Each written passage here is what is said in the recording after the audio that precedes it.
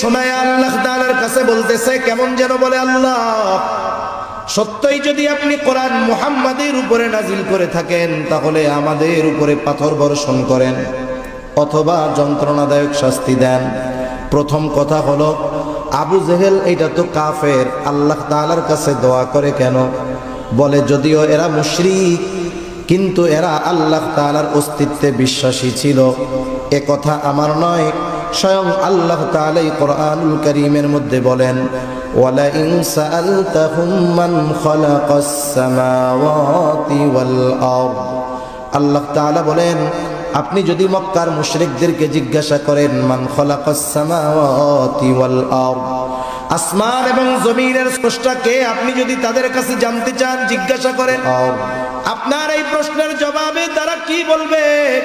আল্লাহ তাআলা দুইটা তাকিদ যোগ করে বলেন, লা ইয়াকুলুন্নাল্লাহ, অবশ্যই অবশ্যই তারা বলবে আসমান এবং জমিনের স্রষ্টা হলেন আল্লাহ। আল্লাহ তাআলা আরেক জায়গায় বলেন, ওয়ালা ইন সাআলতাহুম মান নাযালা মিনাস সামাই মাআন ফাআহইয়া বিহিল আরদা বা'দা মাউতিহা লা ইয়াকুলুন্নাল্লাহ।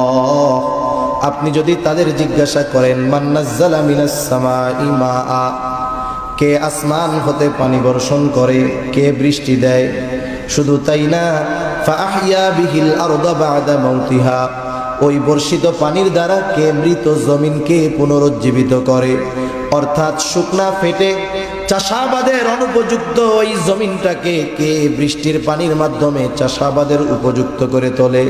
ওরা ওদের দেবদেবীদের কথা বলবে না। এই প্রশ্নের জবাবে কি বলবে? লা ইয়াকুলুন্নাল্লাহ, অবশ্যই অবশ্যই তারা বলবে এগুলো যিনি করেন তিনি কে, চাষাবাদের উপযুক্ত আল্লাহই বৃষ্টি দেন। ওরা আল্লাহ তাআলাই এই অনুর্বর জমিনের মধ্যে উর্বরতা দান করেন। আল্লাহ তাআলা আর এক জায়গায় বলেন, ওয়ালা ইন সাআলতাহুম মান খালাকাহুম লা ইয়াকুলুন্নাল্লাহ।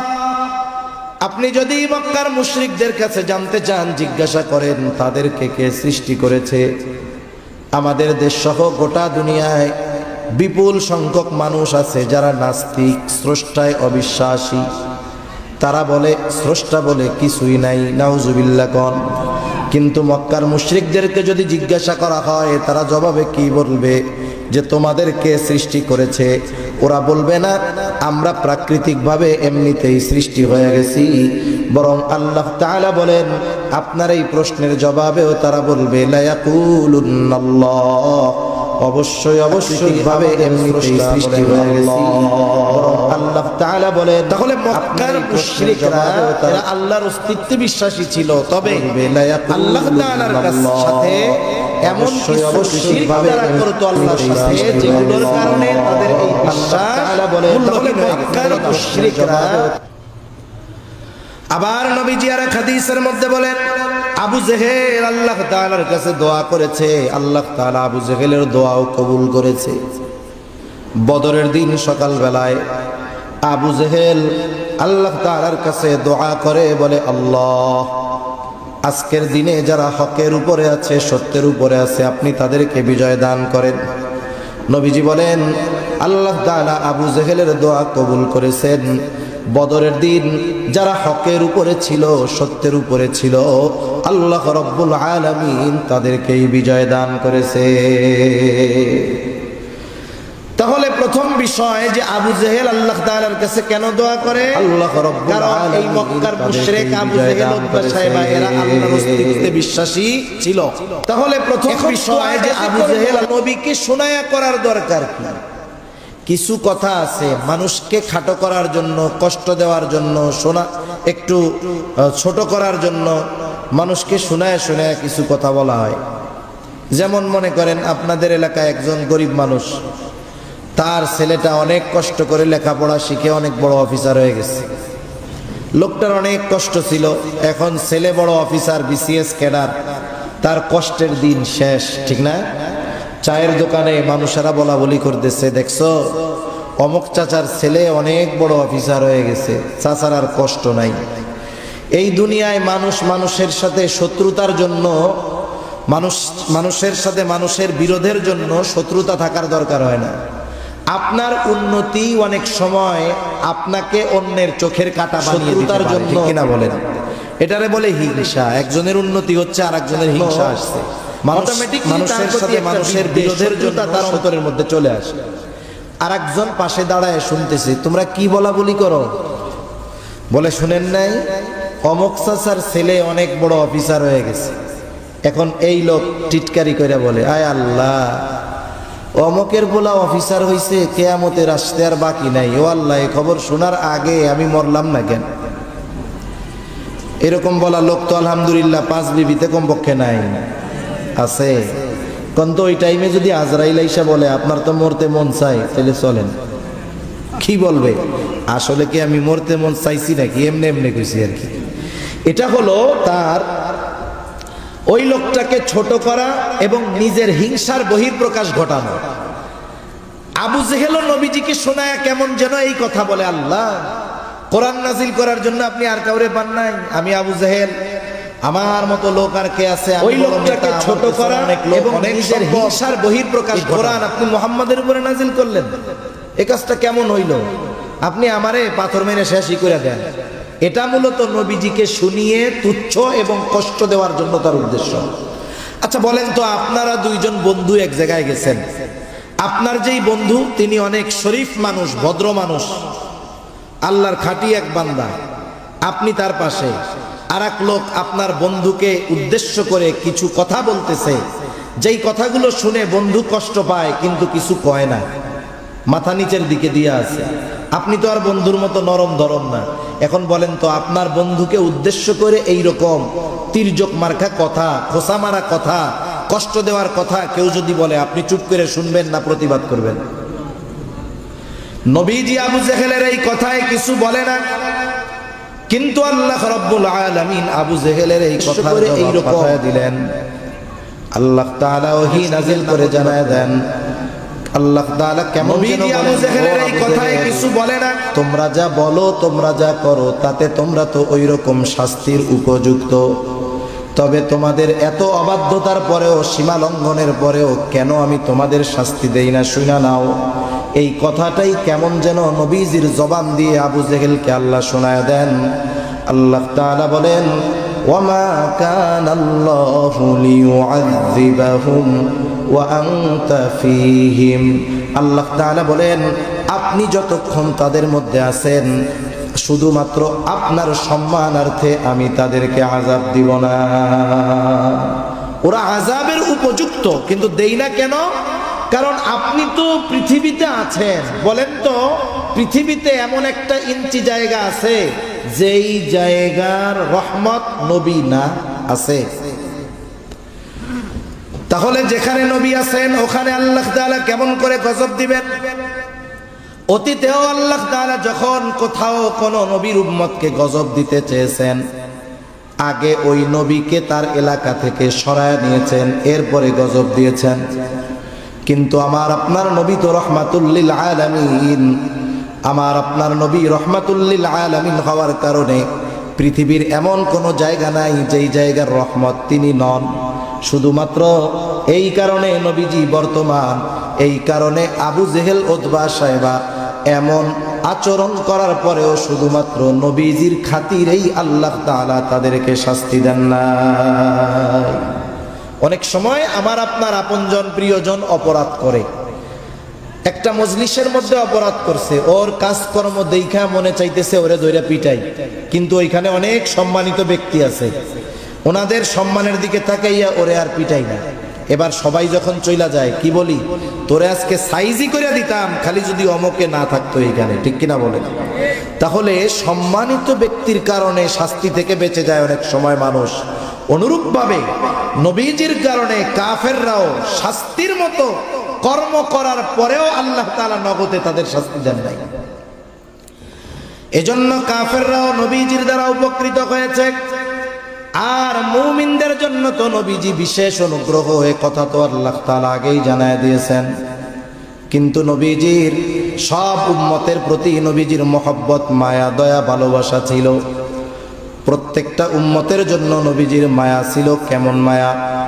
আব্দুল্লাহ ইবনে আমর ইবনুল আস রাদিয়াল্লাহু তাআলা আনহু থেকে বর্ণিত, তিনি বলেন সাহাবায়ে কেরাম মজলিসের মধ্যে বসা, হঠাৎ করে নবীজি কোরআনুল কারীম থেকে তিলাওয়াত করতেছেন। তিনি বলেন আন্নান নাবিয়্যা সাল্লাল্লাহু আলাইহি ওয়াসাল্লাম তাআলা মা কাওলাল্লাহি আযযা ওয়া জাল্লা ফি ইব্রাহিম আলাইহিস সালাম। নবীজি কোরআনুল কারীম থেকে তিলাওয়াত করলেন, আল্লাহ রাব্বুল আলামিন যা ইব্রাহিম আলাইহিস সালামের ব্যাপারে কোরআনুল কারীমের মধ্যে নাজিল করেছেন। কি নাজিল করেছে? আল্লাহ তাআলা সূরা ইব্রাহিম 13তম পারার মধ্যে আল্লাহ তাআলা জানায় দেন, ইব্রাহিম আলাইহিস সালাম তার গুনাহগার উম্মতের জন্য ক্ষমা চাইয়া আল্লাহ তাআলার কাছে দোয়া করেছে। সেই দোয়ার খবর আল্লাহ তাআলা কোরআনে জানায় দিয়েছেন, নবীজি সেইটা তিলাওয়াত করেছেন। কি দোয়া? আল্লাহ তাআলা জানায় দেন ইব্রাহিম আলাইহিস সালামের দোয়া, রব্বি ইন্নাহুন্না আদলালনা কাসীরাম মিনান নাস ফামান তাবিআনি ফাইন্নাহু মিন্নি ওয়া মান আসানি ফাইন্নাকা গফুরুর রহিম। ইব্রাহিম আলাইহিস সালাম দোয়া করতেছে, বলে রব ইন্নাহুন্না আদলালনা কাসীরাম মিনান নাস, এই মূর্তিগুলা, এই প্রতিমাগুলো অধিকাংশ মানুষকে পথচ্যুত করে ফেলছে, পথভ্রষ্ট করে ফেলছে। ফামান তাবিআনি ফাইন্নাহু মিন্নি, তবে যারা আমার আনুগত্য করেছে তারা তো আমার দলভুক্ত। ওয়া মান আসানি ফাইন্নাকা গফুরুর রহিম, আর যারা আমার আনুগত্য করে নাই, কেমন যেন ইব্রাহিম আলাইহিস সালাম বলতে চায়, আল্লাহ এরা যদিও আমার আনুগত্য করে নাই তথাপি আমারই উম্মত। ফাইন্নাকা গফুরুর রহিম, আপনি তো গফুর, আপনি তো রহিম। কেমন যেন ইব্রাহিম আলাইহিস সালাম বলতেছে, আল্লাহ আপনি তো গফুর, আপনি তো রহিম, আপনি তো অতিশয় ক্ষমাশীল, পরম দয়ালু, আপনি আমার এই গুনাহগার উম্মত গুলাকেও চাইলে মাফ কইরা দিতে পারে। وقال عيسى عليه السلام إن تعذبهم فإنهم عبادك। ঈসা আলাইহিস সালাম তার উম্মতের জন্য আল্লাহ তাআলার কাছে দোয়া করে বলে, ইন তুআযিবুহুম ফাইন্নাহুম ইবাদুক, আপনি যদি তাদেরকে শাস্তি দেন তারা তো আপনারই বান্দা। ওয়া ইন তাগফির লাহুম ফাইন্নাকা আনতাল আজিজুল হাকীম, আর আপনি যদি তাদেরকে ক্ষমা কইরা দেন, মাফ কইরা দেন, আপনি তো আজিজ, আপনি তো হাকিম, আপনি মহাপরাক্রমশালী, মহাপ্রজ্ঞাময়। কেমন যেন ঈসা আলাইহিস সালাম বলে, আল্লাহ আপনার এই গুনাহগার বান্দা, আমার এই গুনাহগার উম্মত গুলাকে আপনি মাফ কইরা দেন। উম্মত পাপী হোক আর নেককার হোক, সব উম্মতের প্রতি প্রত্যেকটা নবীর মায়া, মোহব্বত, ভালোবাসা আছে না নাই? আছে। বরং অনেক সময় তো এমন হয় যে ভালো তার চাইতে খারাপটার জন্য চিন্তা বেশি থাকে। আপনি কার জন্য চিন্তা করেন? যারে মোহাব্বত করেন তার ভালোর জন্যই তো চিন্তা করবেন নাকি? প্রত্যেকটা নবী তার উম্মতকে ভালোবাসে, প্রত্যেকটা নবী তার উম্মতকে ভালোবাসে, উম্মত গুনাহগার হোক আর নেককার হোক। যেমন একটা মরকের যদি 3টা সন্তান থাকে, 2টা সন্তান ভালো, ছোট সন্তানটা খারাপ। প্রথম 2টা খুব ভালো কিন্তু ছোটটা খুব খারাপ। বলেন তো মা বাবা ভালো 2টা নিয়ে চিন্তা বেশি করে নাকি খারাপটা নিয়ে বেশি করে? যখন আল্লাহ তাআলার কাছে দোয়া করে, বলেন তো খারাপটার জন্য বেশি দোয়া করে নাকি ভালোটার জন্য বেশি দোয়া করে? আল্লাহ তাআলার কাছে বারবার বলে, আল্লাহ মারা যাওয়ার আগে যদি এই ছেলেটাকে ভালো দেইখা মরতে পারতাম তাহলে শান্তি পাইতাম। এখন কথা হলো সন্তান তো খারাপ, এইটার জন্য চিন্তা বেশি কেন? এইটার জন্য দোয়া বেশি করে কেন? বলে যতই খারাপ হোক এটা তো সন্তান, এই কারণে খারাপ হইলেও তার প্রতি মোহাব্বত, ভালোবাসা আছে না নাই? এখন বাস্তবতা হলো আমার আপনার মা বাবা আমাকে আপনাকে যত বেশি ভালোবাসে তার চাইতে নবীজি আমাকে আপনাকে বেশি ভালোবাসে। বাস্তবে আমাকে আপনাকে ভালোবাসে কে? জবাব হলো মুসিবতে পাশে থাকে যে। আপনাকে আমাকে ভালোবাসে কিন্তু বিপদের সময় পাশে নাই। এমন ভালোবাসার মানুষের আমাদের দরকার নাই, ঠিক কিনা কর? আল্লাহর কসম করে বলি, এই দুনিয়ার মুসিবত এটা কোনো মুসিবত নয়, আসল মুসিবত হলো কিয়ামতের দিন। ওই দিনের মুসিবত কেমন আল্লাহ তাআলা সূরা আবাসার মধ্যে একটু চিত্র তুলে ধরে বলেন, ইয়াউমা ইয়াফিরুল মারউ মিন আখিহি ওয়া উম্মিহি ওয়া আবিহি ওয়া সাহিবাতিহি ওয়া বানিহি লিকুল্লি ইমরিইন মিনহুম ইয়াউমাইযিন শা'নুন ইউগনি। আল্লাহ তাআলা বলেন, কিয়ামতের দিন ভাই ভাইয়ের থেকে পলায়ন করবে, ওয়া উম্মিহি ওয়া আবিহি, পিতা মাতার থেকে পলায়ন করবে, ওয়া সাহিবাতিহি ওয়া বানিহি, স্ত্রী সন্তানদের থেকে পলায়ন করবে। প্রত্যেকটা মানুষ সেই দিন নিজের চিন্তায় বিভোর থাকবে। সেই দিন মা ছেলেকে চিনবে না, ছেলে মাকে চিনবে না। আল্লাহর কসম, ওই দিন সকলে নিজের চিন্তায় বিভোর। আমার আপনার নবীজিও চিন্তিত থাকবেন, তবে সবাই চিন্তিত থাকবে নিজের নাজাত নিয়া, আর নবীজি চিন্তিত থাকবেন উম্মতের নাজাতের ব্যাপারে। ওই দিন নবীজি কেমন চিন্তিত থাকবেন উম্মতের ব্যাপারে? নবীজি একবার হাউজে কাউসারের কাছে দৌড়ায়া যাবেন, না জানি তার কোন উম্মত পানি পানে মাহরুম হয়ে যায়। আবার দৌড়ায়া পুলসিরাতের কাছে চলে যাবেন, না জানি কোন উম্মত পুলসিরাত পাড়ি দিতে ব্যর্থ হয়ে যায়।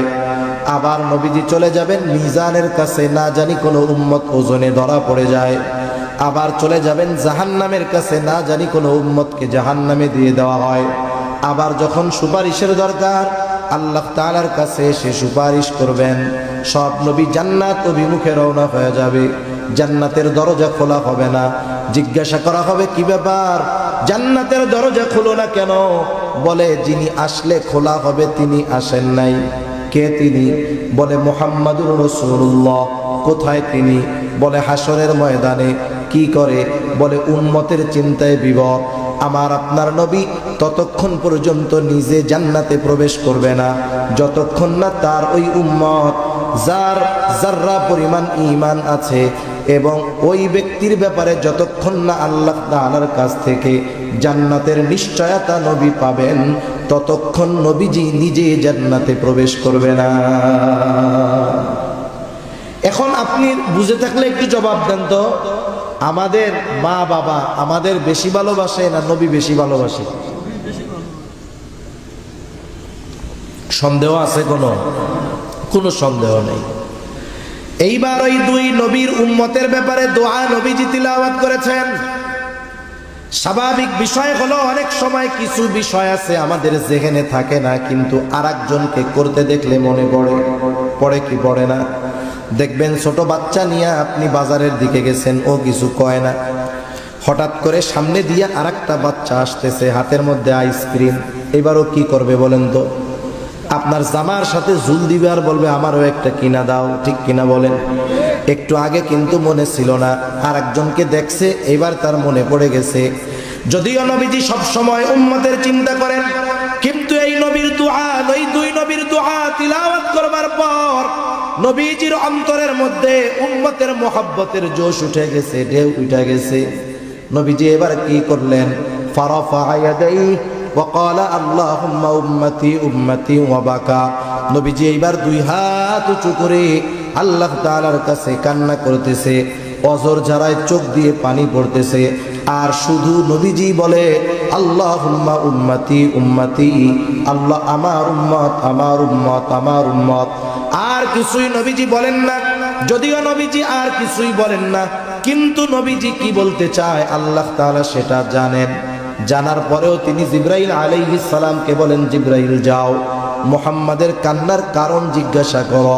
এইবার জিবরাইল আলাইহিস সালাতু ওয়াস সালাম এসে বলে, আপনার কান্নার কারণ কি?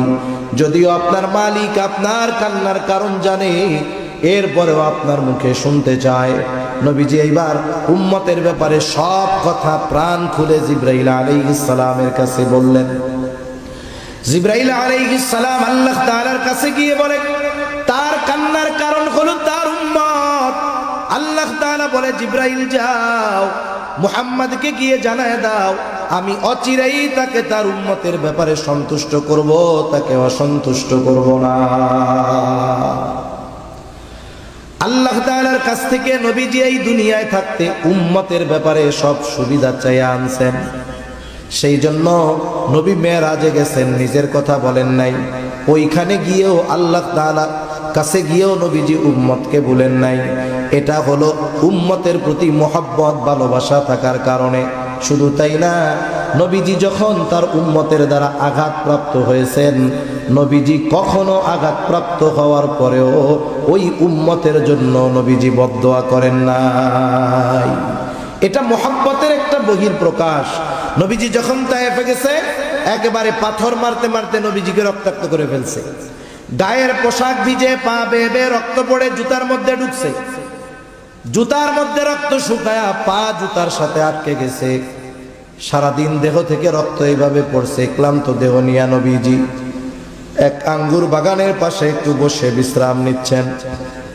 ইতিমধ্যে জিবরাইল আলাইহিস সালাম হাজির, এসে বলে, ইয়া রাসূলুল্লাহ, এই কওম আপনার সাথে কেমন আচরণ করেছে আপনার মালিক সব দেখছে। আমার সাথে নতুন একজন ফেরেশতা এসেছে যে আগে পরে আসে নাই। এইবার নবীজি বলেন, ওই নতুন ফেরেশতা আমার কাছে এসে আমাকে সালাম দিল। সালাম দিয়ে বলে, ইয়া রাসূলুল্লাহ, এই কওম আপনার সাথে কেমন আচরণ করেছে আপনার মালিক সব জানেন। আমাকে পাঠিয়েছেন আপনার আদেশ পালন করার জন্য।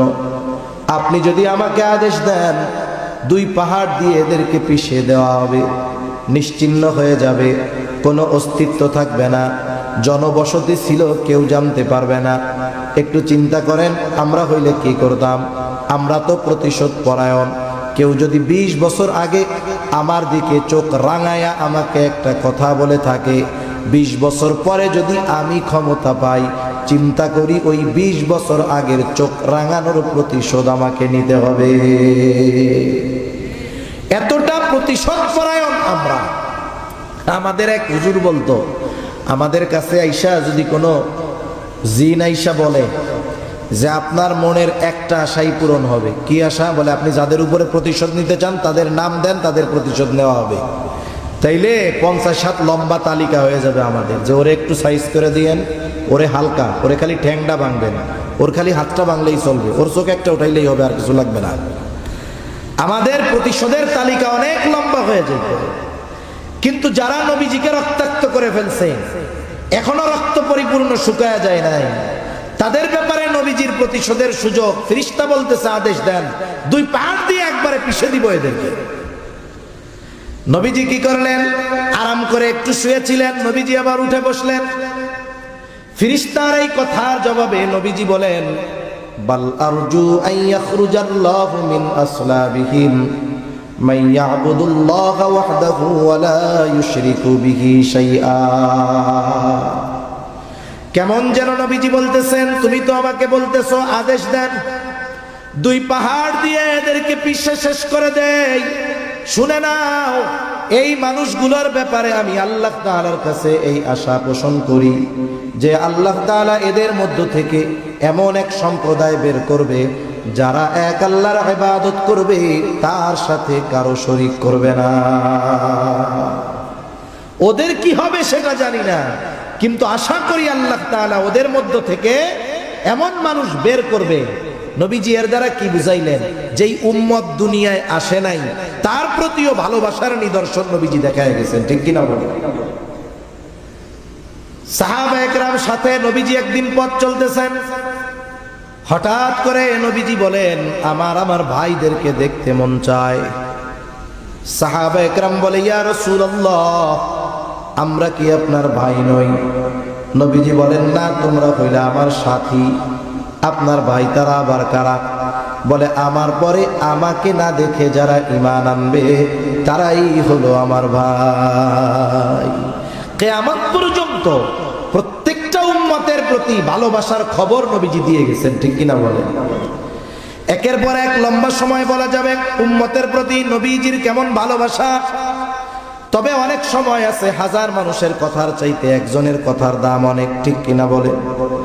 নবীজি আমাদের কেমন ভালোবাসেন স্বয়ং আল্লাহ তাআলা কোরআনুল কারীমের মধ্যে জানায় দেন। আল্লাহ তাআলা বলেন, লাকাদ জাআকুম রাসূলুম মিন আনফুসিকুম আজিজুন আলাইহি মা আনিতুম হারিসুন আলাইকুম বিল মুমিনিনা রাউফুর রহিম। আল্লাহ তাআলা বলেন, লাকাদ জাআকুম রাসূলুম মিন আনফুসিকুম, তোমাদের মধ্য থেকে তোমাদের জন্য এমন একজন রাসূলের আগমন ঘটেছে, এমন একজন রাসূল এসেছে। কেমন সেই রাসূল? বলে আজিজুন আলাইহি মা আনিতুম, তোমাদের জন্য যেটা কষ্টদায়ক সেটা তার জন্য কষ্টের। এটাকে বলা হয় সমব্যথী। তার মানে উম্মতের ব্যথায় নবীজি ব্যথিত হন। দেখবেন যার সাথে যার যত বেশি মহব্বত, তার কষ্ট তাকেও অন্য কেউ কষ্ট দেয়, ঠিক কিনা বলেন? এখন যদি বলেন, ভাই হুজুর এইটা কেমন কথা, আর একজনের কষ্টে আমি আপনি কেন কষ্ট পাবো, নবী কেন কষ্ট পাবেন? একটা উদাহরণ দেই, তাইলে বুঝতে সহজ হবে। অনেকের ছোট বাচ্চা আছে, বয়সটা হয়তো 2 বছর, 2.5 বছর, 1.5 বছর, গ্রামের ভিতরে বসবাস করে। গভীর রজনী ওই 2 বছরের ছোট বাচ্চাটা প্রচন্ড জ্বরাক্রান্ত হয়ে গেছে। এতটা জ্বর, থার্মোমিটারে দেখা গেল 106 ক্রোচ হয়ে গেছে। এই জ্বরের তীব্রতার কারণে ছোট বাচ্চাটা বারবার চিৎকার করতেছে, সেন্সলেস হয়ে যাওয়ার মতো অবস্থা, কষ্টের আওয়াজ তার মুখ দিয়ে বের হচ্ছে। এই বাচ্চা কেমন যেন অজ্ঞান হয়ে যাওয়ার মতো অবস্থা, জ্বরে তার প্রচন্ড কষ্ট। ওই অবস্থায় ডাক্তারের কাছেও নিয়ে যাওয়ার উপায় নাই, ফার্মেসিও খোলা নাই। ওই অসুস্থ বাচ্চার পাশে মা বাবা বসে আছে। বলেন তো, ওই অসুস্থ বাচ্চা জ্বরের কারণে যত কষ্ট পায়, তার চাইতে তার মা বাবা কষ্ট বেশি কম পায় না বেশি পায়? নিঃসন্দেহে মা বাবা কষ্ট বেশি পায়। কেন? বলে এটা মহব্বতের কারণে, ভালোবাসার কারণে। তাহলে সন্তানের প্রতি ভালোবাসার কারণে যদি সন্তানের কষ্ট মা বাবা অনুভব করে, উম্মতের প্রতি ভালোবাসার কারণে উম্মতের কষ্ট নবীজি অনুভব করে। সুবহানাল্লাহ। কেমন নবী! এই জন্য আল্লাহ তাআলা বলেন তিনি হলেন আজিজ। 2 নাম্বার, হারিসুন আলাইকুম, তিনি তোমাদের জন্য কল্যাণকামী। নবীজি কেমন কল্যাণকামী? একটা হাদিস থেকে শোনাই। নবীজি বলেন, আল্লাহ তাআলা প্রত্যেকটা নবীকে বিশেষ একটা দোয়া তার উম্মতের ব্যাপারে করার সুযোগ দিয়েছে, এবং এই দোয়া কবুল হওয়ার নিশ্চয়তা আল্লাহ তাআলা দিয়েছেন। সব নবী এই উম্মতের ব্যাপারে দোয়াটা দুনিয়ায় করে ফেলছে, আমি এই দোয়াটা সংরক্ষণ করে রাখছি, দুনিয়ায় করি নাই। কেন? নবীজি বলেন, কিয়ামতের দিন এই দোয়াটা আমি আমার উম্মতের ব্যাপারে সুপারিশ হিসাবে আল্লাহ তাআলার কাছে করব। কারণ ওইটা দুনিয়ায় না করে ওই সময় করলে উম্মতের কল্যাণ হবে, এই জন্য নবী দুনিয়ায় না করে আখিরাতের জন্য রেখে দিয়েছেন। এরপরে আল্লাহ তাআলা বলেন, বিল মুমিনিনা রাউফুর রহিম। শুরুতেই আমরা বলেছিলাম, আল্লাহ তাআলা বলেছেন এই রাসূল হলেন মুমিনদের জন্য বিশেষ অনুগ্রহ। এই জন্য আল্লাহ তাআলা স্পেশাল ভাবে মুমিনদের প্রতি নবীজির মায়া কেমন সেই কথাটা তুলে ধরেন। মনে করেন আপনার একটা ছেলে আছে, আপনার ছেলেটার বয়স 4, 5, 6, 7 বছর। আপনার একজন মেহমান আপনার বাসায় বেড়াতে আসছে। এইবার আপনার ছেলের সাথে তার মারামারি হয়েছে যে কোনো একটা বিষয় নিয়ে। বলেন তো আপনি মার দিবেন কারে? আত্মীয়র বাচ্চাকে নাকি নিজের বাচ্চাকে? নিজের বাচ্চারে পিটানি দিবেন না? অপরাধ আত্মীয়র বাচ্চার, এরপরেও পিটানি দিবেন কারে? এর অর্থ কি এই নাকি যে আপনি আপনার ছেলেরে ওই ছেলের চাইতে কম ভালোবাসেন? বিষয়টা কি এরকম? বিষয়টা কিন্তু এরকম না। আপনি যদিও তাকে শাসন করেছেন, মার দিয়েছেন, কিন্তু ভালো আপনি তাকে বেশি বাসেন। এই জন্য উম্মত যখন ইমানদার হয় তার প্রতি নবীজির ভালোবাসাও স্পেশাল হয়। কেমন ভালোবাসা নবীজির উম্মতের প্রতি যারা ইমানদার! আল্লাহ তাআলা সেই কথাই বলেন, এই রাসূল হলেন বিল মুমিনিনা রাউফুর রহিম। তিনি হলেন মুমিনদের জন্য রাউফ, মুমিনদের জন্য রহিম। আল্লাহ তাআলার অনেকগুলো গুণবাচক নাম আছে। এই নামগুলোর মধ্যে অন্যতম 2টা নাম হলো রাউফ আর রহিম। বলেন তো দুনিয়ার কোন মাখলুক রউফুর রহিম হতে পারে নাকি?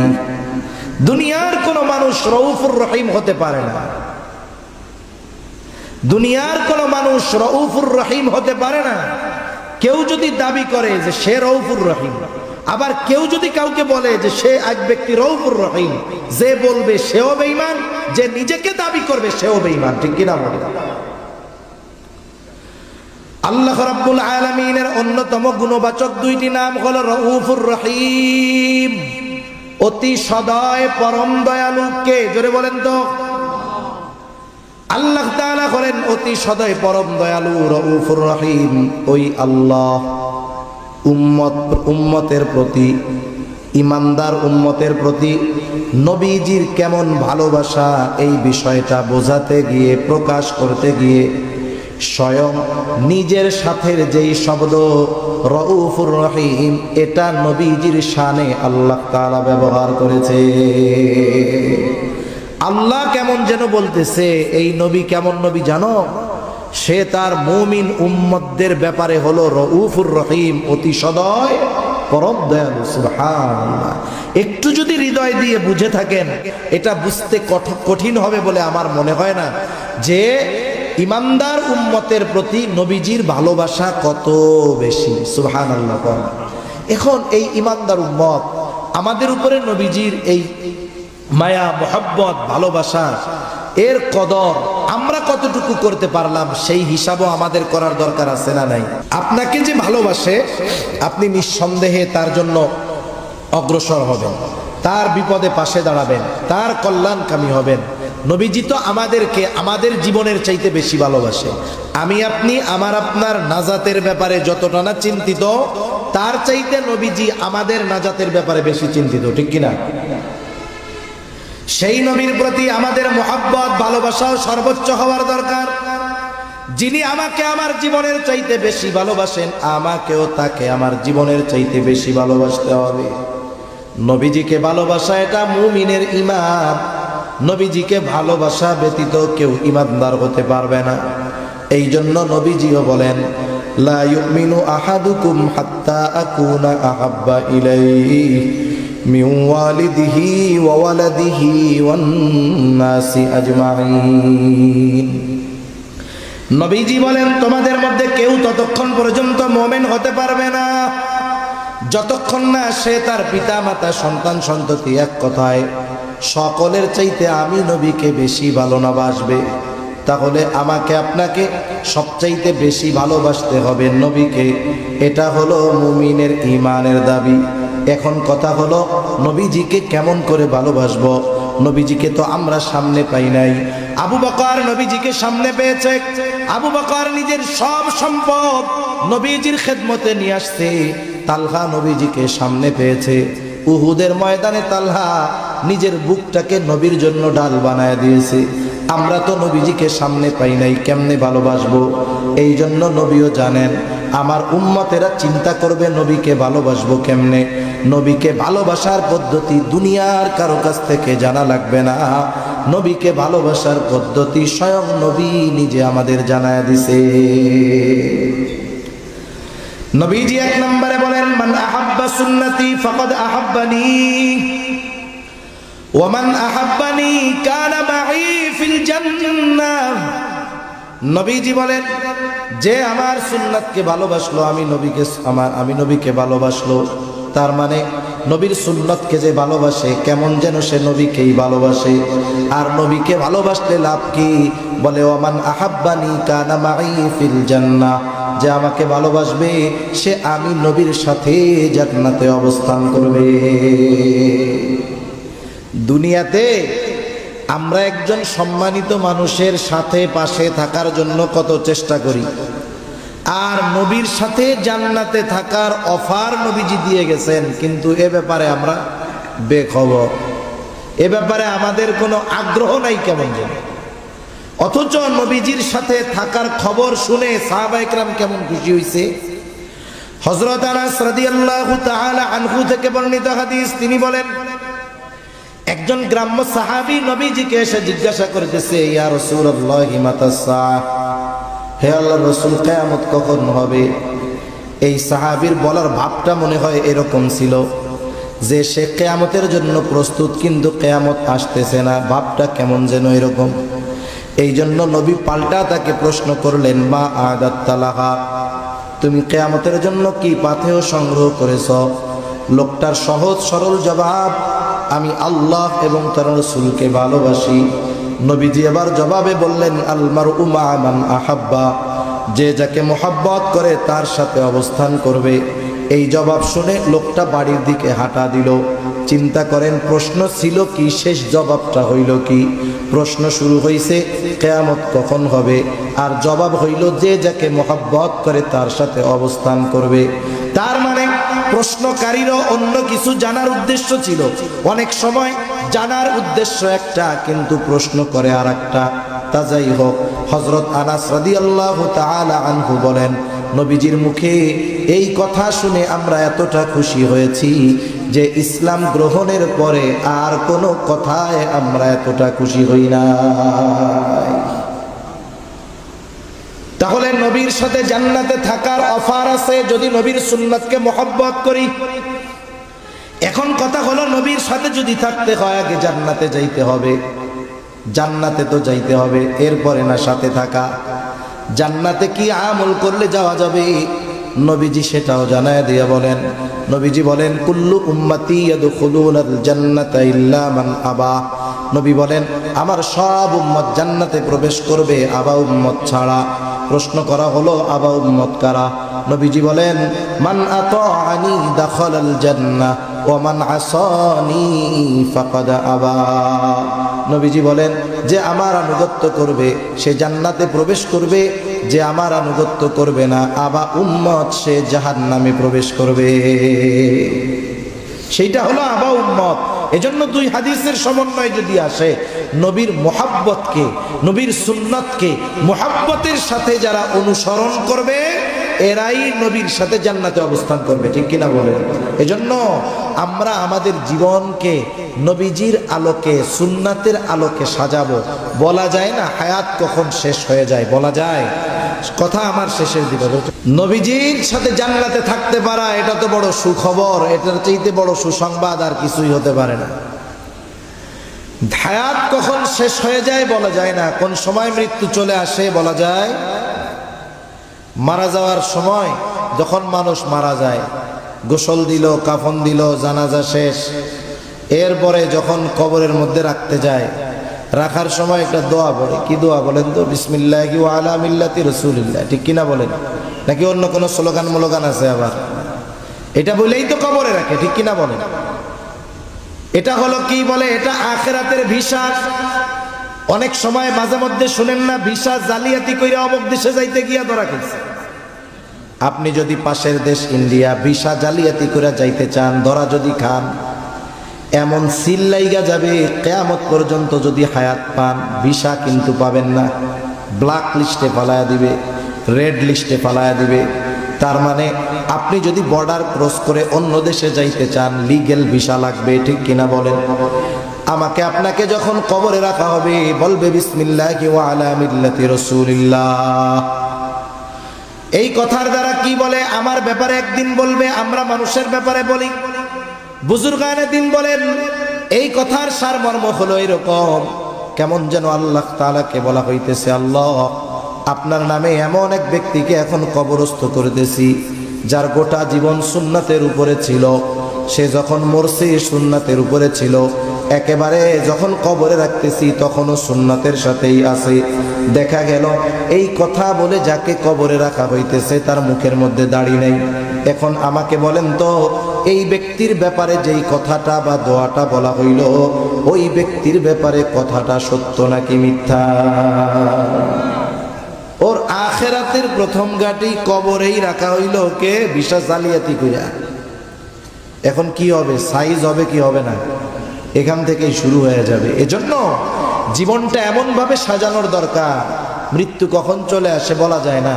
যেই জায়গায় মরি, যেথাই মরি, আমাকে যখনই কবরে রাখবে, আমার ব্যাপারে যেন বিসমিল্লাহি ওয়া আলা মিল্লাতি রাসূলিল্লাহ মিথ্যা না হয়, ঠিক কিনা বলেন?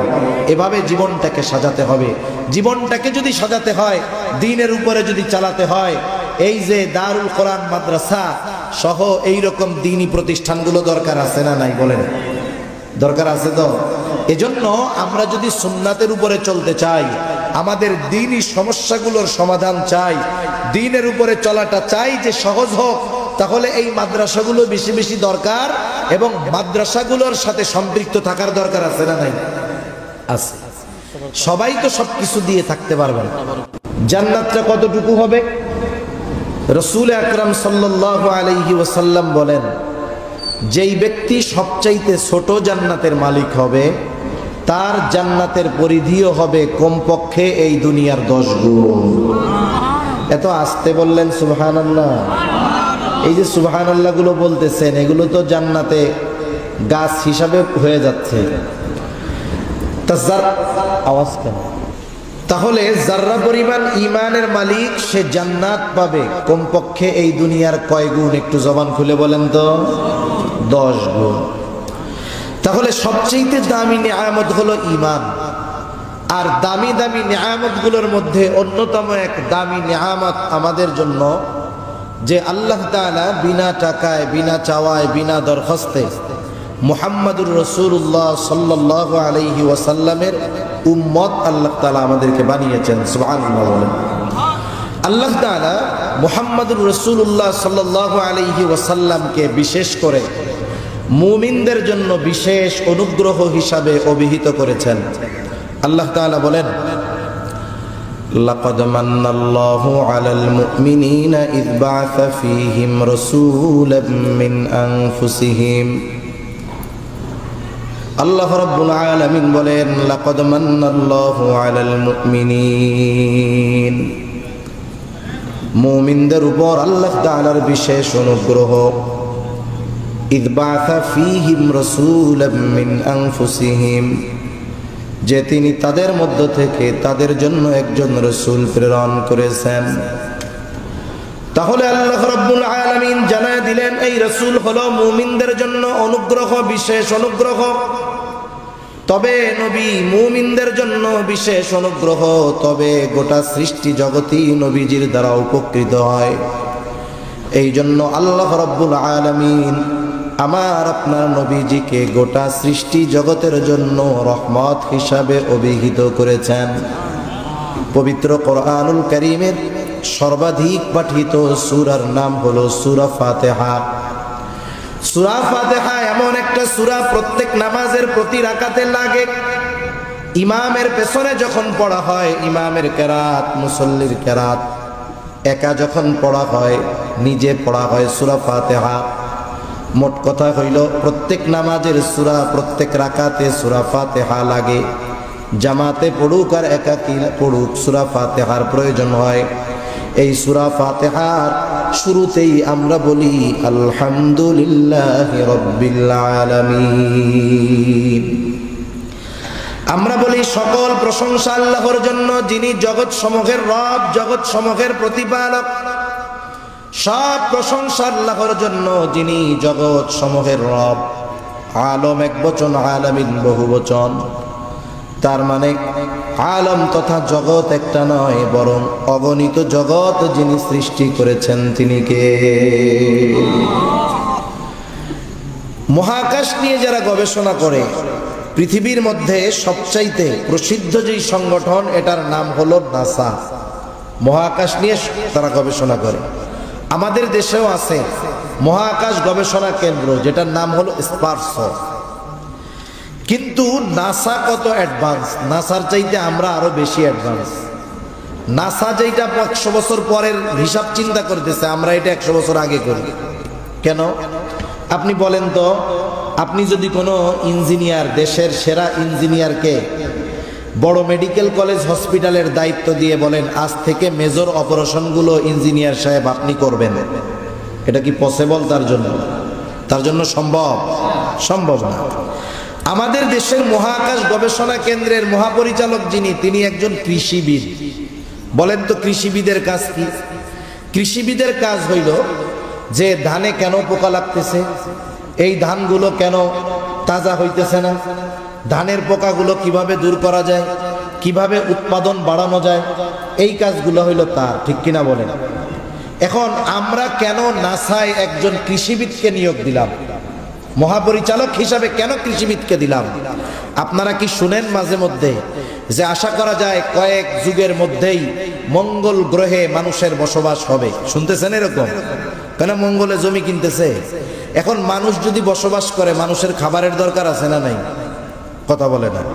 খাবারের দরকার আছে। খাবার দরকার হলে চাষাবাদের দরকার আছে। তাহলে ওই চাষাবাদ করবে কেডা? আমাকেও আমরা যে করব। এই জন্য মহাকাশ গবেষণায় আমরা একজন কৃষিবিদরে নিয়োগ দিছি। তাইলে বলেন নাসা অ্যাডভান্স না আমরা অ্যাডভান্স? এই হলো দেশের অবস্থা। যার যে কাম না তারে যদি সেই কাজ দিয়ে রাখে, তাহলে ওই জায়গায় উন্নতি কঠিন কালেও সম্ভব নয়। তাহলে এই নাসা মাঝে মধ্যে আমাদেরকে খবরে জানায় যে নতুন আর একটা গ্রহ আবিষ্কার করা হয়েছে। দুনিয়ার মানুষ এই খবর শ্রবণ করবার পরে অবাক হয়ে যায়, হতবাক হয়ে যায়। কিন্তু আল্লাহ তাআলা ১৫০০ বছর আগেই এই বিশ্ববাসীকে জানায় দিয়েছেন জগৎ একটা নয়, বরং বহু জগৎ যিনি সৃষ্টি করলেন তিনি কে? তাহলে আল্লাহ তাআলা হলেন রব্বুল আলামিন, জগৎ সমূহের রব, জগৎ সমূহের প্রতিপালক। সেই রব, সেই মালিক আল্লাহ তাআলা কোরআনুল কারীমের মধ্যে ঘোষণা দিয়ে বলেন, ওয়ামা আরসালনাকা ইল্লা রাহমাতাল লিল আলামিন। আমার আপনার নবীর ব্যাপারে আল্লাহ রাব্বুল আলামিন বলেন, আপনাকে আমি জগৎ সমূহের জন্য রহমত হিসাবে প্রেরণ করেছি। তাহলে জগৎ সমূহের রব হলেন আল্লাহ, জগৎ সমূহের রহমত হলেন মুহাম্মাদুর রাসূলুল্লাহ। সৃষ্টি জগতে একটা ইঞ্চি জায়গা খুঁজে পাওয়া যাবে না যেই জায়গার রব আমার আপনার আল্লাহ তাআলা নয়। অনুরূপভাবে সৃষ্টি জগতের মধ্যে একটা ইঞ্চি জায়গা খুঁজে পাওয়া যাবে না যেই জায়গার রহমত আমার আপনার নবীজি নয়। যেখানে রব আল্লাহ সেখানে রহমতি মুহাম্মাদুর রাসূলুল্লাহ সাল্লাল্লাহু আলাইহি ওয়াসাল্লাম। নবীজি রাহমাতুল লিল আলামিন হওয়ার কারণে সুবিধাজি শুধু মুমিনরা ভোগ করে তা নয়, কাফেররাও ভোগ করতেছে। কিয়ামত পর্যন্ত সব কাফেররা ভোগ করবে।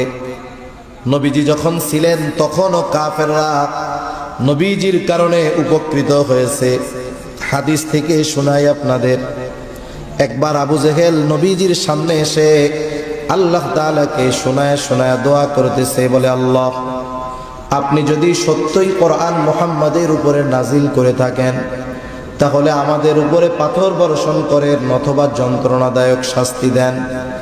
আবু জেহেল নবীজিকে শোনায়া শোনায়া আল্লাহ তাআলার কাছে দোয়া করে। কথা হলো, ওর যদি পাথর বর্ষণ নিতে মন চায়, যন্ত্রণাদায়ক শাস্তি নিতেই মন চায়, তাইলে নবীজিকে শ্রবণ করানোর দরকার কি? গোপনে আল্লাহর কাছে বললেই তো হলো, ঠিক না?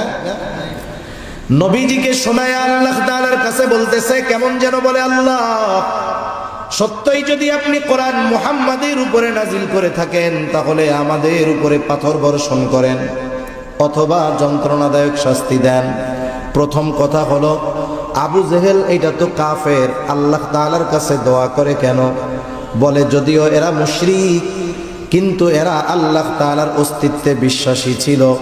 এ কথা আমার নয়, স্বয়ং আল্লাহ তাআলা কোরআনুল কারীমের মধ্যে বলেন, ওয়ালা ইন সাআলতাহুম মান খালাকাস সামাওয়াতি ওয়াল আরদ।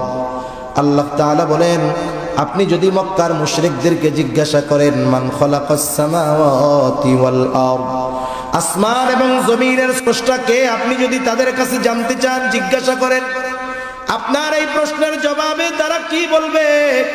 আল্লাহ তাআলা দুইটা তাকিদ যোগ করে বলেন, লা ইয়াকুলুন্নাল্লাহ, অবশ্যই অবশ্যই তারা বলবে আসমান এবং জমিনের স্রষ্টা হলেন আল্লাহ। আল্লাহ তাআলা আরেক জায়গায় বলেন, ওয়ালা ইন সাআলতাহুম মান নাযালা মিনাস সামাই মাআন ফাআহইয়া বিহিল আরদা বা'দা মাউতিহা লা ইয়াকুলুন্নাল্লাহ। আপনি যদি তাদের জিজ্ঞাসা করেন মান নাযালা মিনাস সামাই মাআ, কে আসমান হতে পানি বর্ষণ করে, কে বৃষ্টি দেয়, শুধু তাই না, ফাআহইয়া বিহিল আরদা বা'দা মাউতিহা, ওই বর্ষিত পানির দ্বারা কে মৃত জমিনকে পুনরুজ্জীবিত করে, অর্থাৎ শুকনা ফেটে চাষাবাদের অনুপযুক্ত ওই জমিনটাকে কে বৃষ্টির পানির মাধ্যমে চাষাবাদের উপযুক্ত করে তোলে। ওরা ওদের দেব দেবীদের কথা বলবে না, এই প্রশ্নের জবাবে কি বলবে? লা ইয়াকুলুন্নাল্লাহ, অবশ্যই অবশ্যই তারা বলবে এগুলো যিনি করেন তিনি কে? আল্লাহই বৃষ্টি দেন, আল্লাহ তাআলাই এই অনুর্বর জমিনের মধ্যে উর্বরতা দান করেন। আল্লাহ তাআলা আর এক জায়গায় বলেন, ওয়ালা ইন সাআলতাহুম মান খালাকাহুম লা ইয়াকুলুন্নাল্লাহ। আপনি যদি মক্কার মুশরিকদের কাছে জানতে চান, জিজ্ঞাসা করেন তাদেরকে কে সৃষ্টি করেছে, আমাদের দেশ সহ গোটা দুনিয়ায় বিপুল সংখ্যক মানুষ আছে যারা নাস্তিক, স্রষ্টায় অবিশ্বাসী। তারা বলে স্রষ্টা বলে কিছুই নাই, নাউজুবিল্লাহ কোন। কিন্তু মক্কার মুশরিকদেরকে যদি জিজ্ঞাসা করা হয়, তারা জবাবে কি বলবে? যে তোমাদেরকে সৃষ্টি করেছে। ওরা বলবে না আমরা প্রাকৃতিকভাবে এমনিতেই সৃষ্টি হয়ে গেছি, বরং আল্লাহ তাআলা বলেন আপনার এই প্রশ্নের জবাবেও তারা বলবে লা ইয়াকুলুন্নাল্লাহ, অবশ্যই অবশ্যই আমাদের স্রষ্টা হলেন আল্লাহ। তাহলে মক্কার মুশরিকরা এরা আল্লাহর অস্তিত্বে বিশ্বাসী ছিল, তবে আল্লাহ তাআলার সাথে এমন কিছু শিরক তারা করতো আল্লাহর সাথে, যেগুলোর কারণে তাদের এই বিশ্বাস মূল্যহীন হয়ে গেছে, কোনো দাম নেই। আবার নবীজি আর এক হাদিসের মধ্যে বলেন, আবু জেহেল আল্লাহ তাআলার কাছে দোয়া করেছে, আল্লাহ তাআলা আবু জেহেলের দোয়াও কবুল করেছে। বদরের দিন সকালবেলায় আবু জেহেল আল্লাহ তাআলার কাছে দোয়া করে, বলে আল্লাহ, আজকের দিনে যারা হকের উপরে আছে, সত্যের উপরে আছে, আপনি তাদেরকে বিজয় দান করেন। নবীজি বলেন আল্লাহ তাআলা আবু জেহেলের দোয়া কবুল করেছেন। বদরের দিন যারা হকের উপরে ছিল, সত্যের উপরে ছিল, আল্লাহ রাব্বুল আলামিন তাদেরকেই বিজয় দান করেছে। তাহলে প্রথম বিষয় যে আবু জেহেল আল্লাহ তাআলার কাছে কেন দোয়া করে? কারণ এই মক্কার মুশরিক আবু জেহেল, উতবা, সাইবা এরা আল্লাহর অস্তিত্বে বিশ্বাসী ছিল। এখন দোয়াটা যে করলো, নবীকে শোনায়া করার দরকার কি? কিছু কথা আছে মানুষকে খাটো করার জন্য, কষ্ট দেওয়ার জন্য, শোনা একটু ছোট করার জন্য মানুষকে শোনায় শোনায় কিছু কথা বলা হয়। যেমন মনে করেন আপনাদের এলাকায় একজন গরিব মানুষ, তার ছেলেটা অনেক কষ্ট করে লেখাপড়া শিখে অনেক বড় অফিসার হয়ে গেছে। লোকটার অনেক কষ্ট ছিল, এখন ছেলে বড় অফিসার, বিসিএস ক্যাডার, তার কষ্টের দিন শেষ, ঠিক না? চায়ের দোকানে মানুষেরা বলা বলি করতেছে, দেখছো অমুক চাচার ছেলে অনেক বড় অফিসার হয়ে গেছে, চাচার আর কষ্ট নাই। এই দুনিয়ায় মানুষ মানুষের সাথে শত্রুতার জন্য, মানুষের সাথে মানুষের বিরোধের জন্য শত্রুতা থাকার দরকার হয় না। আপনার উন্নতি অনেক সময় আপনাকে অন্যের চোখের কাঁটা বানিয়ে দিতে পারে, ঠিক কিনা বলেন? এটারে বলে হিংসা। একজনের উন্নতি হচ্ছে আর একজনের হিংসা আসছে, অটোমেটিকলি তার প্রতি একটা বিদ্বেষ, শত্রুতা তার অন্তরের মধ্যে চলে আসে। আর একজন পাশে দাঁড়ায় শুনতেছে, তোমরা কি বলা বলি করো? বলে শুনেন নাই অমুক চাচার ছেলে অনেক বড় অফিসার হয়ে গেছে। এখন এই লোক টিটকারি করে বলে, আয় আল্লাহ, অমুকের বলা অফিসার হইছে, কিয়ামতের আসতে আর বাকি নাই। ও আল্লাহ, এই খবর শোনার আগে আমি মরলাম না কেন? এরকম বলা লোক তো আলহামদুলিল্লাহ 5 বিবিতে কমপক্ষে নাই, আছে। কিন্তু ওই টাইমে যদি আজরাইল আইসা বলে আপনার তো মরতে মন চাই, তাহলে চলেন, কি বলবে? আসলে কি আমি মরতে মন চাইছি নাকি? এমনি এমনি কইছি আর কি। এটা হলো তার ওই লোকটাকে ছোট করা এবং নিজের হিংসার বহিঃপ্রকাশ ঘটানো।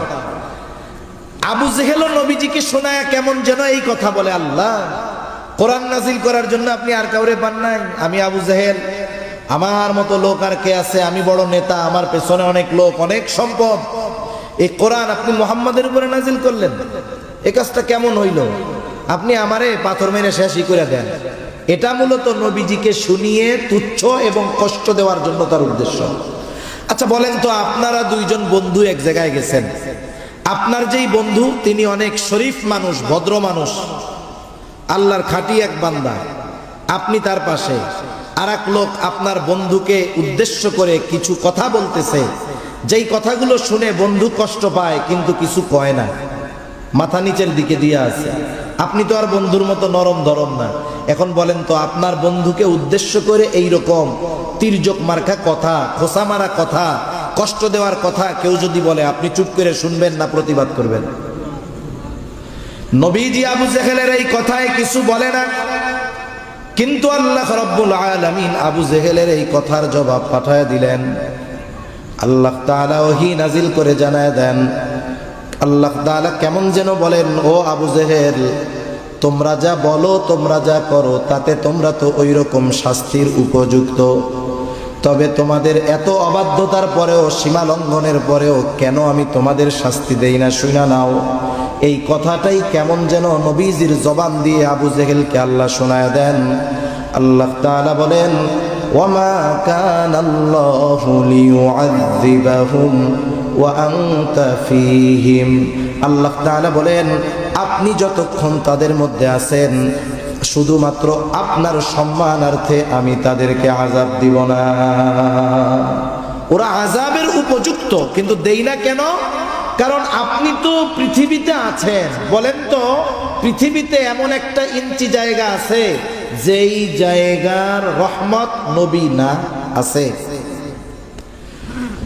তাহলে যেখানে নবী আছেন ওখানে আল্লাহ তাআলা কেমন করে গজব দিবেন? অতীতেও আল্লাহ তাআলা যখন কোথাও কোন নবীর উম্মতকে গজব দিতে চেয়েছেন, আগে ওই নবীকে তার এলাকা থেকে সরায় নিয়েছেন, এরপরে গজব দিয়েছেন। কিন্তু আমার আপনার নবী তো রহমাতুল লিল আলামিন। আমার আপনার নবী রহমাতুল লিল আলামিন হওয়ার কারণে পৃথিবীর এমন কোন জায়গা নাই যেই জায়গার রহমত তিনি নন। শুধুমাত্র এই কারণে নবীজি বর্তমান, এই কারণে আবু জেহেল, উতবা, সাইবা এমন আচরণ করার পরেও শুধুমাত্র নবীজির খাতিরেই আল্লাহ তাআলা তাদেরকে শাস্তি দেন না। অনেক সময় আমার আপনার আপনজন, প্রিয়জন অপরাধ করে, একটা মজলিসের মধ্যে অপরাধ করছে, ওর কাজকর্ম দেখা মনে চাইতেছে ওরে ধইরা পিটাই, কিন্তু ওইখানে অনেক সম্মানিত ব্যক্তি আছে, ওনাদের সম্মানের দিকে তাকাইয়া ওরে আর পিটাই না। এবার সবাই যখন চইলা যায়, কি বলি, তোরে আজকে সাইজি করে দিতাম খালি যদি অমকে না থাকতো এইখানে, ঠিক কিনা বলেন? তাহলে সম্মানিত ব্যক্তির কারণে শাস্তি থেকে বেঁচে যায় অনেক সময় মানুষ। অনুরূপভাবে নবীজির কারণে কাফেররাও শাস্তির মতো কর্ম করার পরেও আল্লাহ তাআলা নগদে তাদের শাস্তি দেন নাই। এজন্য কাফেররাও নবীজির দ্বারা উপকৃত হয়েছে, আর মুমিনদের জন্য তো নবীজি বিশেষ অনুগ্রহ, এ কথা তো আল্লাহ তাআলা আগেই জানায় দিয়েছেন। কিন্তু নবীজির সব উম্মতের প্রতি নবীজির মহব্বত, মায়া, দয়া, ভালোবাসা ছিল। প্রত্যেকটা উম্মতের জন্য নবীজির মায়া ছিল। কেমন মায়া?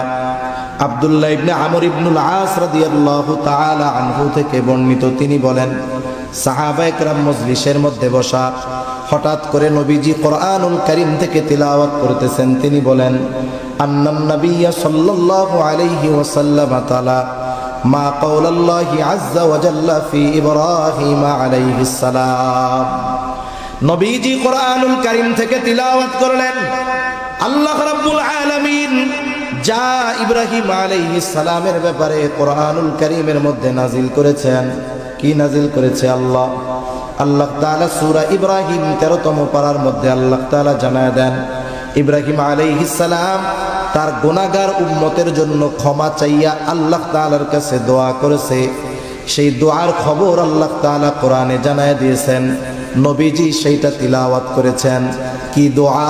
আল্লাহ তাআলা জানায় দেন ইব্রাহিম আলাইহিস সালামের দোয়া, রব্বি ইন্নাহুন্না আযলালনা কাসীরাম মিনান নাস ফামান তাবিআনি ফাইন্নাহু মিন্নী ওয়া মান আসানি ফাইন্নাকা গফুরুর রহিম। ইব্রাহিম আলাইহিস সালাম দোয়া করতেছে, বলে, রব ইন্নাহুন্না আযলালনা কাসীরাম মিনান নাস, এই মূর্তিগুলা, এই প্রতিমাগুলো অধিকাংশ মানুষকে পথচ্যুত করে ফেলছে, পথভ্রষ্ট করে ফেলছে। ফামান তাবিআনি ফাইন্নাহু মিন্নী, তবে যারা আমার আনুগত্য করেছে তারা তো আমার দলভুক্ত। ওয়ামান আসানি ফাইন্নাকা গফুরুর রহিম। আর যারা আমার আনুগত্য করে নাই, কেমন যেন ইব্রাহিম আলাইহিস সালাম বলতে চায়, আল্লাহ এরা যদিও আমার আনুগত্য করে নাই তথাপি আমারই উম্মত। ফাইন্নাকা গফুরুর রহিম, আপনি তো গফুর, আপনি তো রহিম।